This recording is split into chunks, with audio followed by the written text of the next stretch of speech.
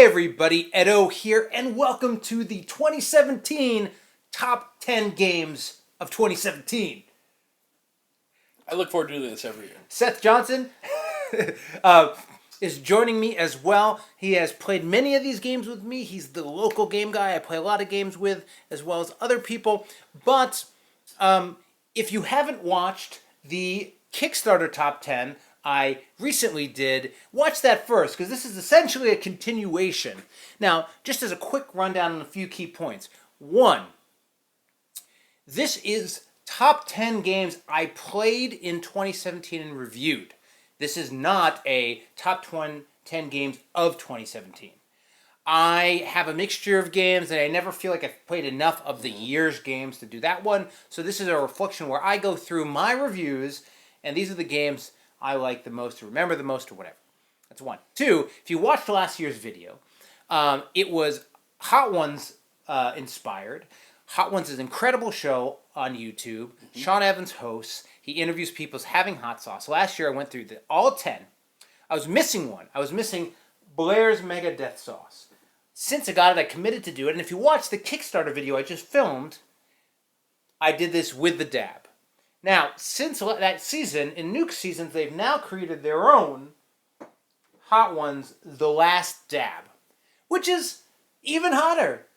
They went to the guy who makes the Carolina Reaper pepper, and they're like, hey, can you make a hotter pepper than that pepper, please, so we can have the hottest hot sauce ever? And that's what this is, Pepper X, whatever, marketing. But it's supposed to be stupid hot. Stupid hot. Have you had any before now? Nothing like what I'm about to have.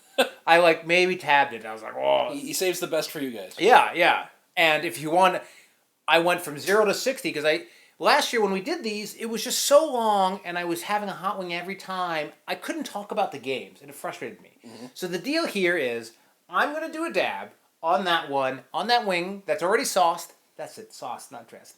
Already sauced at the 5 mark. So when it finishes halfway through the list, it'll get unbearable. You'll see me just go. Seth has a couple games he'll talk about, and then we'll continue along the way. If you watch the Kickstarter video, you may find it hard to believe this is the same night.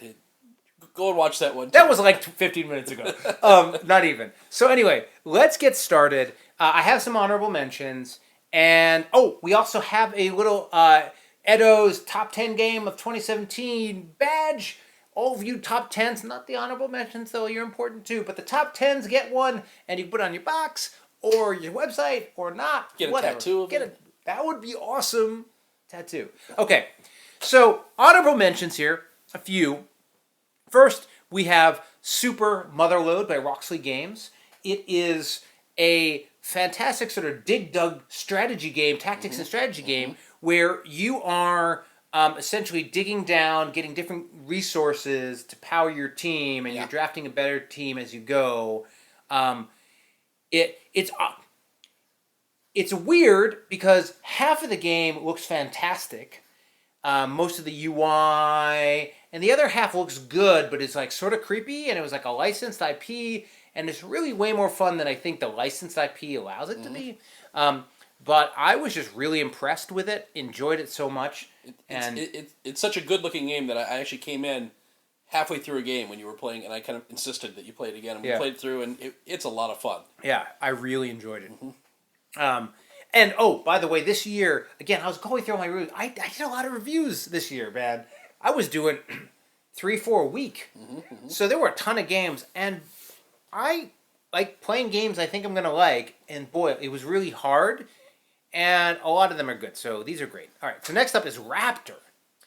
Raptor Madiga Games, two-player asymmetric. Asymmetric. Yeah. One player plays as the Raptor, the other's playing as the scientist. She's got her babies, and you are essentially just playing the game where you have cards 1 through 9, and you're playing to see who has played the higher number, and they playing the abilities. Mm-hmm. It has a little bit of a Canencia feel, but not quite.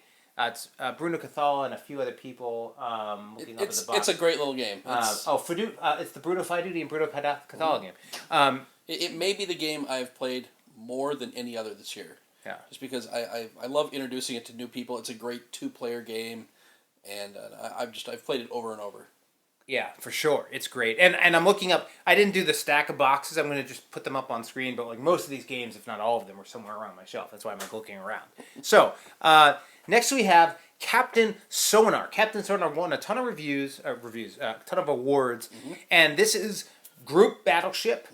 Big thing in front of you. Players are real time trying to figure out where the other sub is, pinging, moving, doing things, and playing in different roles and working together. And you've got the engineer, the captain, the radar operator, the engineer, and the first mate. I think are the 4 roles. Yeah. And it's really well done. It works. You have a little whiteboard with your not whiteboard, a see-through plane with your Sharpie. You basically plot your course. Yeah. And you talk commands back and forth. And the cool part is the other team is on the other side of divider in the middle of the table, doing the same thing, but issuing their vocal commands, and by listening to them, you're trying to figure out where they are and track them and fight them. And really novel and fun. I think the reason this isn't in the top 10 for me, at least, and this one in particular, is just it doesn't get that many plays. And in the right situation, it's great, but it can be hard to get to the table. Actually, early in 2017, I went up to OrcaCon in the Seattle area, and I brought along my copy of Captain Sonar and got it out on the table, and we had 8 players cycling in and out for the better part of an afternoon. It's a fantastic con game. Like party game like that. My last honorable mention was the Citadels 2017 edition. I don't think I just said it's just new Citadels again. It's a reprint, but it was in the bigger box. It's over there, and they it's just gorgeous. It's just lovingly executed this game from a decade ago, right? Yeah, but I think they did a really great job of refining the rules, and I love the game. Citadels is one of my top 10 favorite games of all time. Yeah, so I was excited to see it get out there in a new edition, and it's pretty clear that they've kind of listened to the people who've been playing a lot and cleaned up the rules a little bit and addressed some of the problem cases and put in some. I mean, the game has a lot of variance built into it, but it's everything right there in one terrific box. Yeah, and it's great, and I highly recommend it. A little slow. People shouldn't have their cell phones out, but still a great game. Yeah. So, top 10 games reviewed in 2017. Let's get into it. Number 10, Heldentoff. So if you haven't heard or seen or know of this game, I am not surprised.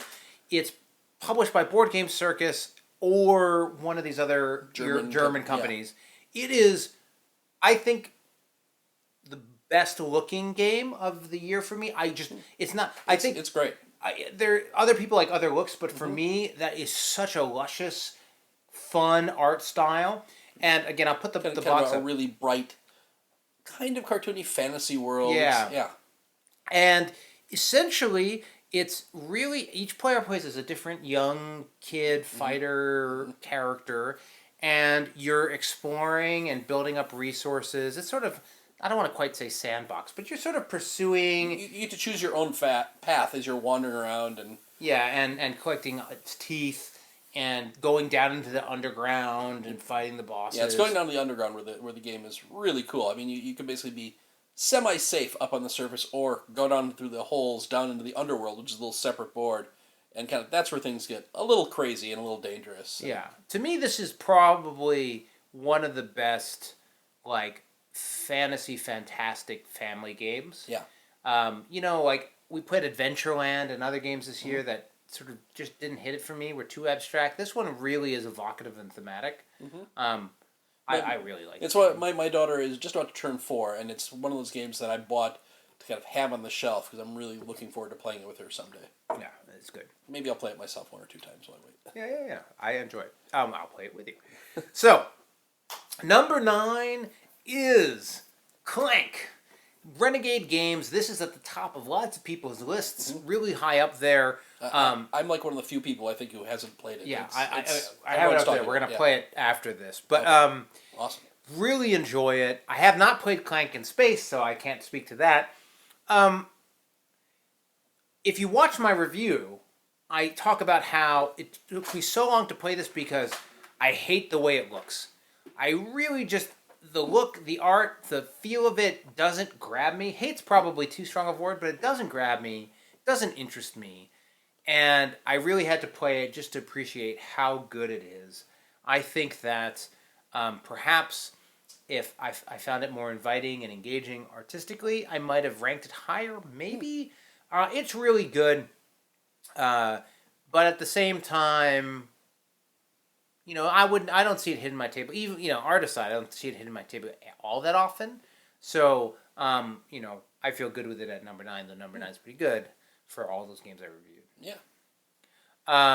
So next up, going small, is Fuji Flush. Friedman Freeze. Stronghold Games. And Fuji Flush is super simple game. You got 2 through 20 in your hand, and there's like lots of 2s and there's 120. All the numbers in between scaling. And you're playing in a round, but rather than having one single round and another, you're sort of this continuous circle where you're trying to best the previous card. But at the same time, you can chain other cards to have higher numbers. So if you played a 3, I could play a 4. And now a 4 is the best number, and you sort of have to discard, you pick up your 3. Right. Or discard and draw, whatever. And then, but if somebody plays a 5, they don't beat me, so I still have the winning. Basically, I want to go all the way back to me winning. But if somebody played, if I was a 4, if somebody played a 3, they don't beat me. Sorry, a 5 would beat me. But if somebody else plays a 3 again, then it's 3 plus 3 and it's 6, and then they do beat me. So you're sort of like, you're getting on trains with other people, trying to clear the board. It sits a lot of players.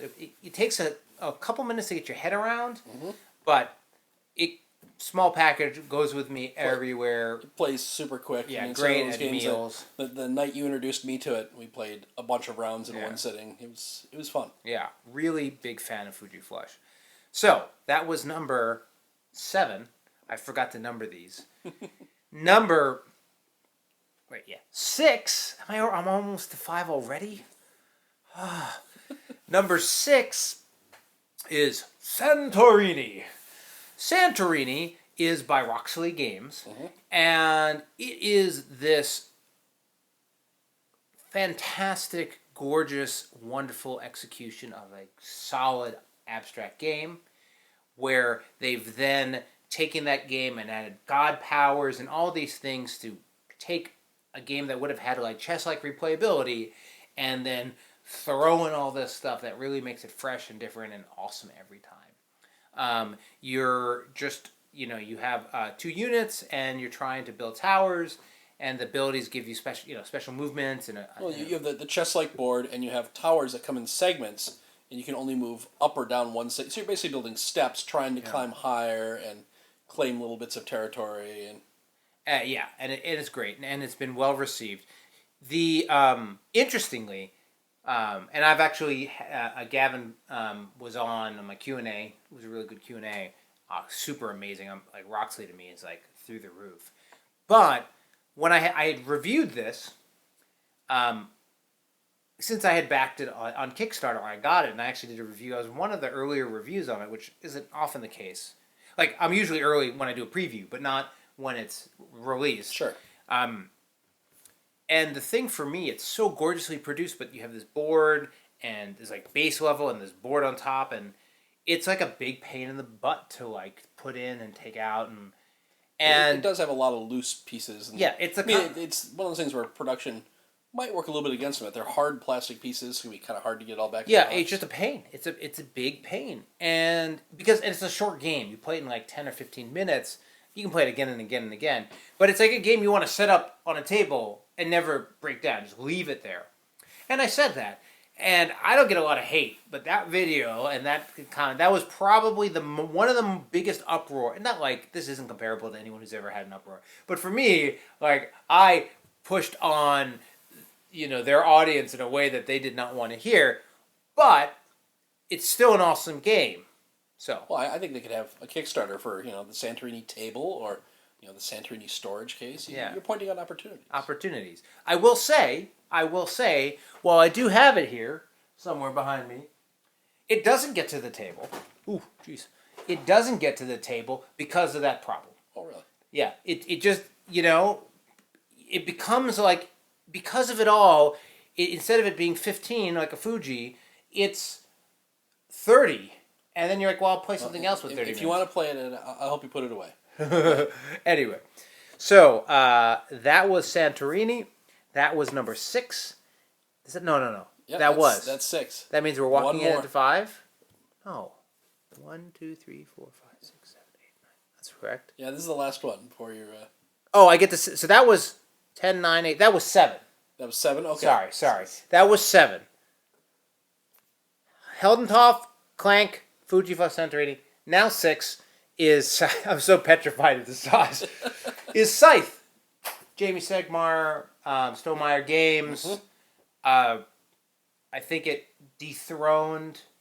Am I crazy? Was no, that was Gloomhaven. Scythe was up high in most of the Dice Tower lists. Climbed to the BGG hit. rankings. Yeah, Huge hit.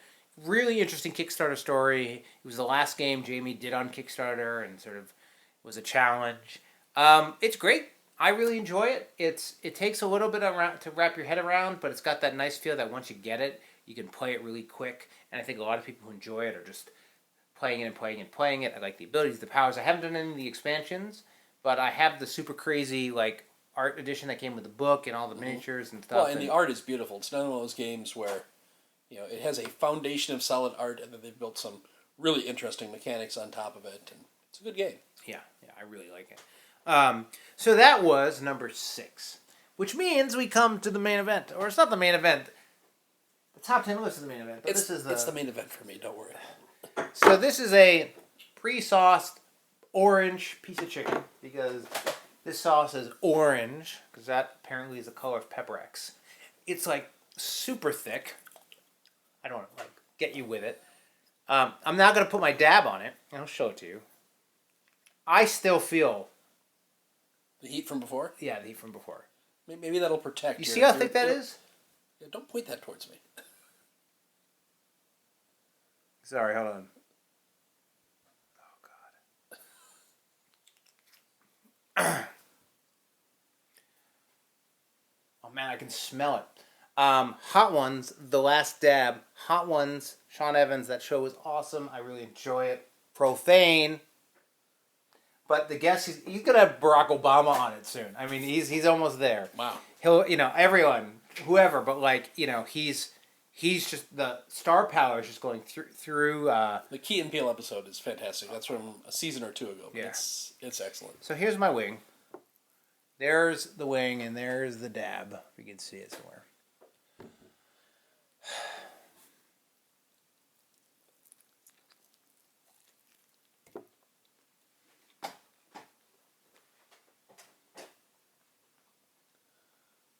Ed's going to clean his fingers to make sure he doesn't accidentally touch anything with hot sauce.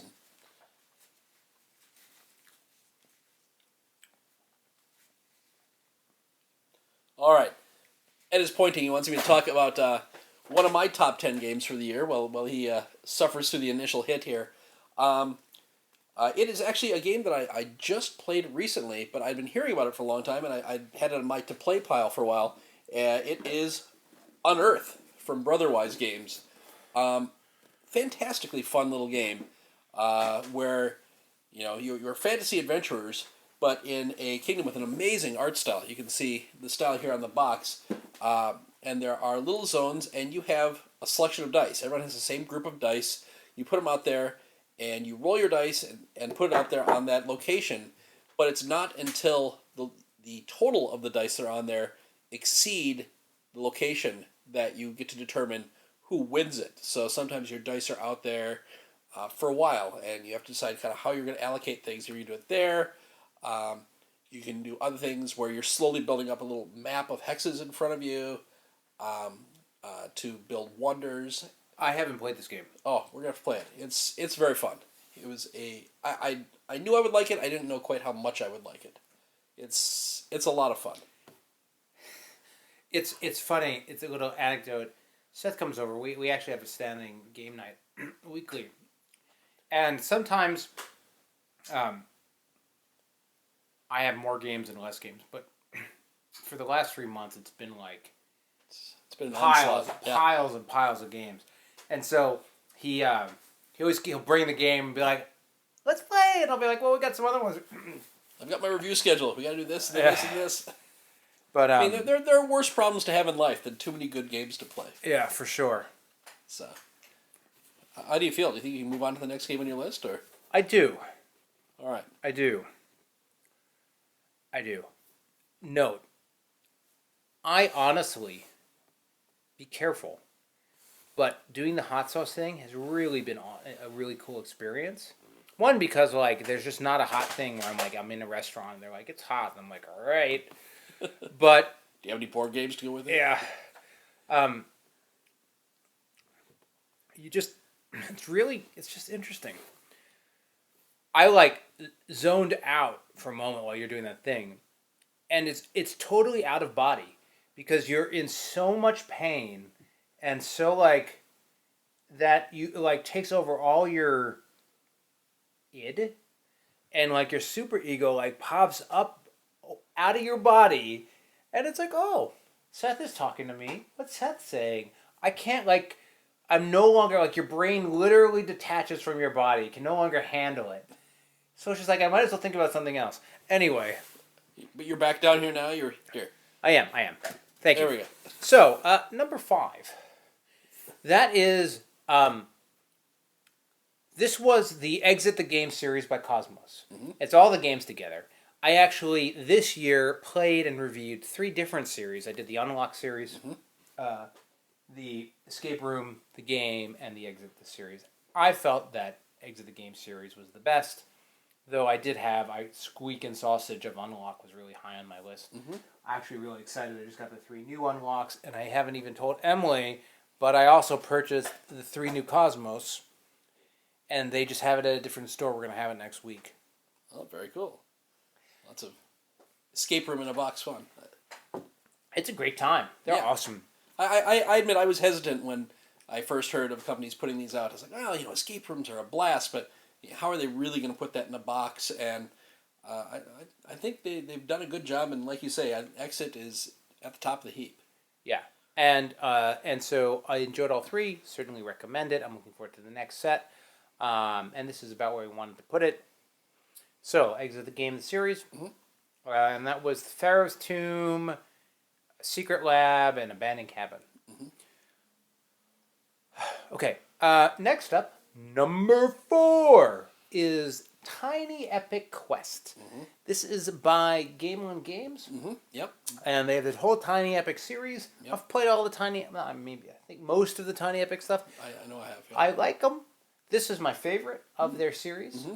I never played their big box game, Land, Air, and Sea, Sierra. I haven't either. Is it officially out yet? Maybe it isn't. I've had a chance to play it at cons. I see it at cons, yeah. But Tiny Epic Quest is meant to look like it's Zelda: Link to the Past in a box. Mm-hmm. Artistically, like not thematic, but items. There's so much Zelda stealing, if you will, Zelda leveraging in it. Homage is the right word. Homaging. Mm-hmm. But from a gameplay perspective, it really isn't anything like Zelda. Mm-hmm. It isn't an adventure game. It isn't about puzzles. But it still pulls on all those strings, and in its own right is a really great, fantastic game. You're essentially trying to complete dungeons by getting the required assets, and then it's a nighttime push your luck game. So it's push your luck with progression. It's not set collection exactly, but picking your path and sort of open box push your luck maybe.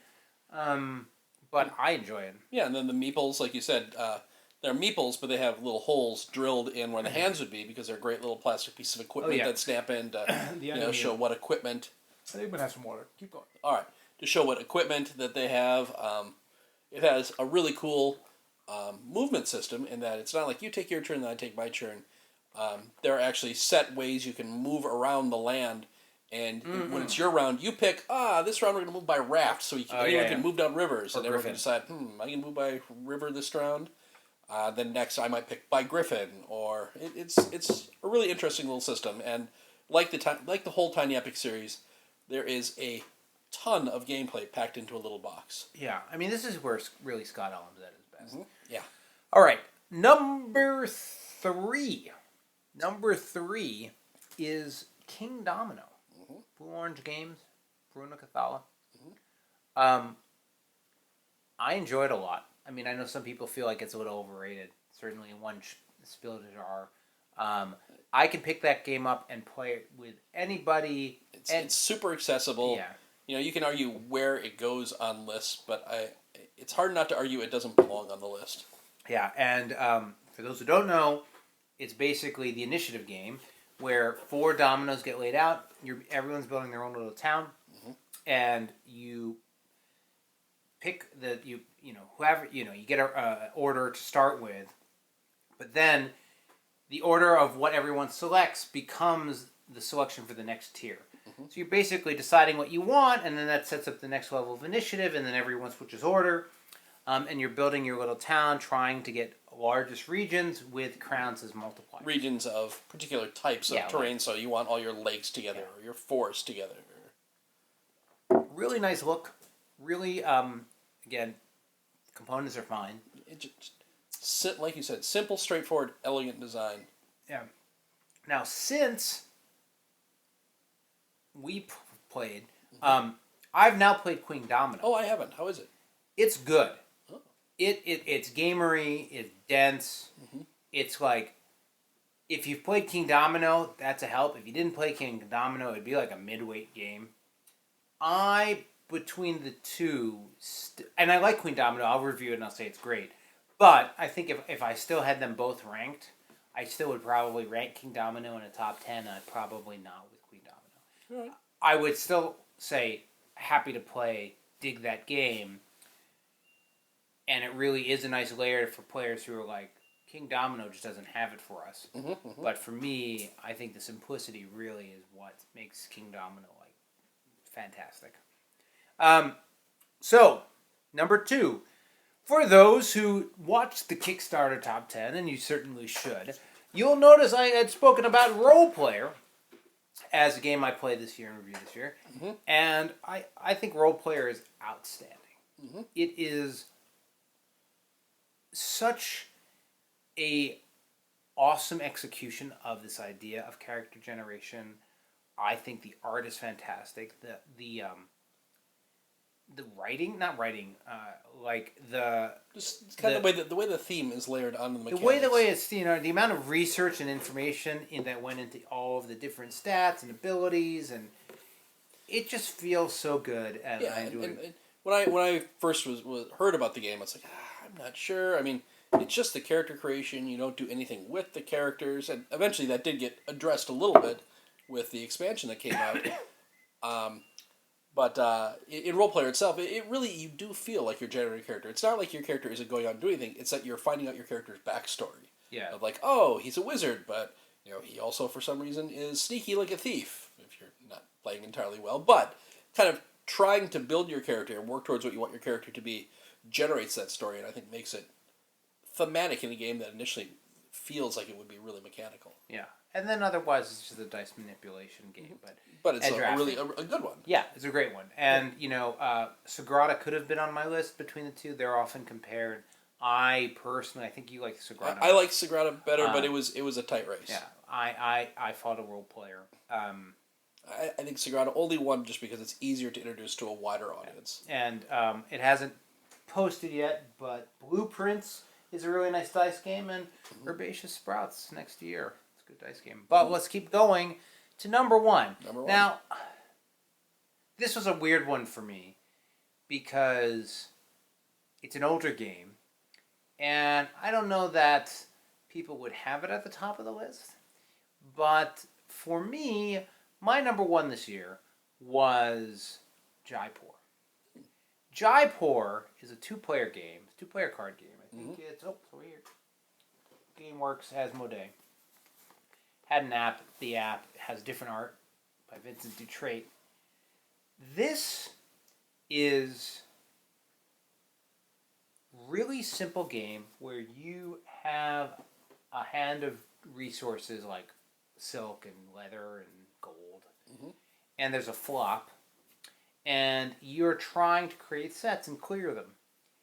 There are also these camels, and you use the camels. You can collect camels into your herd and then use them for trading. And there's this really interesting scoring where it's like when you stack up coins and the one on the top has the most points. but as you clear them, it sort of triggers the end of the game. It's, of all the games I've played this year, it is the one that every time I play, I just like it. It's always fun. I always enjoy it. We play the app, we play the game, and it's super competitive. I play it all the time with Emily and I've played it with other people as well, my wife. I love it. I think it's great, and it's a game I'd heard about but never played, and it nailed it for me. It's not as heavy as some of the other games. I don't think it's as, whatever. But I really just totally love it. That's fantastic. Yeah. What was your, and so that's number one. Yeah. And that's the list. What would you say your, I can't say what's number one. I think the only game that you haven't mentioned in either of your two lists that I really enjoyed in 2017 was New York Slice. Yes. Which I love that game. It's another game that's quick. It's simple. It scales really well with number of players. It's super thematic in that it's really visual, and that the mechanics are you're dividing up pizzas, and it looks like you're dividing up a pizza. But what really sealed it for me is the score pads look like order pads from eating at a restaurant and things, and it's a fantastically fun game. Yeah, it really is fun. I enjoy it a lot. The two things that bothered me about that were, one, the pizza, which is not appealing looking, which bothered me. Being from New York, I don't know. And number two, you just have to chuck everything in the box. There's no good way to put it in. The game's fun. I really enjoy it. I like it a lot. It's certainly a good game, and I have to say again, looking through the list, it was just so many games I just loved that it was really hard to pull it down. I'm just trying to think of other ones, but those are the ones that stood out to me. I can't wait to do it again next year, and hopefully they don't introduce any more spice, any more sauces. You'll have to start mixing together your own hot sauces. I could, but I won't. The weirdest thing, little anecdote to close. As a kid, never had hot stuff. Never. Hated it. Not hated it, just wouldn't even try it. It wasn't until I met my wife, she would use sriracha and jalapenos and spicy Indian. And at some point, I don't know, 5 years ago, she just got allergic to peppers. They make her uncomfortable. So she's had to cut completely out of hot stuff. And so it's sort of we can't cook with it as much anymore, and I'd probably be more prone to it. When I was training last year, I got to the point where, if it didn't have hot sauce, I couldn't taste it. It was that kind of thing where you just had to have hot sauce and everything. One of my kids tried to get in on it too, which was fun. Ethan gave it a go, but didn't last too long. I'm gonna be hurting so bad tomorrow. Anyway, he does it for you. I do it for you. So, and actually, I talked about that build that you get when you do them all in a row. If you saw the temperature change when I did the Blair's Mega Death sauce, it was far more dramatic. It was, yeah. Hot. I'm pretty sure this is hotter, but it just was you're here already, and now you're just going from here to here. When I had the Blair's, I went from here to here, and it just everything in my body just turned on. So if you haven't watched that video, that's it's keep plugging. Go watch that one. No. Anyway, all great games. Been a great year. Looking forward to next year. Had this incredible Kickstarter campaign. Got a bunch of new equipment. Going to be using it. Really excited. This is still on old equipment, but we're getting there. So subscribe, share, all that good stuff. Most importantly, play some great games. Thanks.